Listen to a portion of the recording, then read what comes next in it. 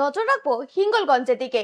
হিঙ্গলগঞ্জে স্যান্ডেলবিল গ্রামীণ হাসপাতালে চিকিৎসকের তৎপরতায় সাপের কামড়ে আক্রান্ত দুই রোগী সুস্থ হয়ে বাড়ি ফিরেছেন।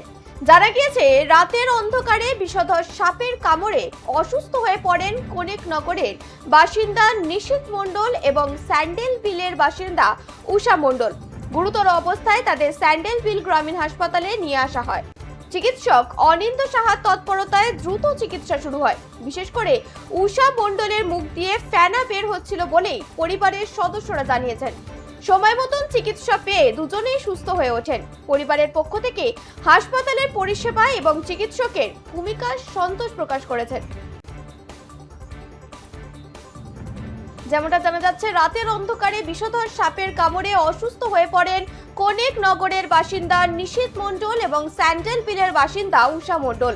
গুরুতর অবস্থায় তাদের স্যান্ডেলবিল গ্রামীণ হাসপাতালে নিয়ে আসা হয়। চিকিৎসক অনিন্দ সাহার তৎপরতায় দ্রুত চিকিৎসা শুরু হয়।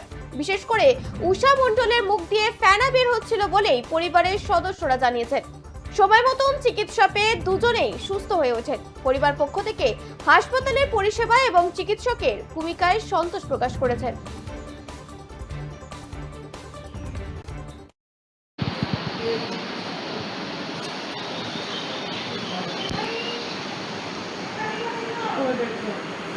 যদিও সাপে কামড়ানোর কথা আমাদের জানায়নি। উনি জানিয়েছিলেন যে উনার বাড়িতে ইঁদুর আছে, তো ইঁদুরেও কামড়ে থাকতে পারে, কিন্তু কি কামড়েছে উনি খেয়াল করেননি। কিন্তু পেশেন্টের উপসর্গ যেহেতু আমাদের দেখে মনে হয়েছে যে না, সাপে কামড়াতে পারে। হ্যাঁ, আমি ২-৩ টে রোগী দেখেছি, বা তার মধ্যে ২ জন রোগীর ক্ষেত্রে আমরা সেরকম কোনো উপসর্গ পাইনি, তাই আলাদা করে কোনো চিকিৎসারও দরকার পড়েনি। কিন্তু একজন পেশেন্টের ক্ষেত্রে আমরা সেরকম উপসর্গ পেয়েছি, তাই জন্য তার চিকিৎসা করতে হয়েছে। তো সেক্ষেত্রে আমাদের প্রচেষ্টার পরে সে পেশেন্ট এখন আপাতত সুস্থ আছে।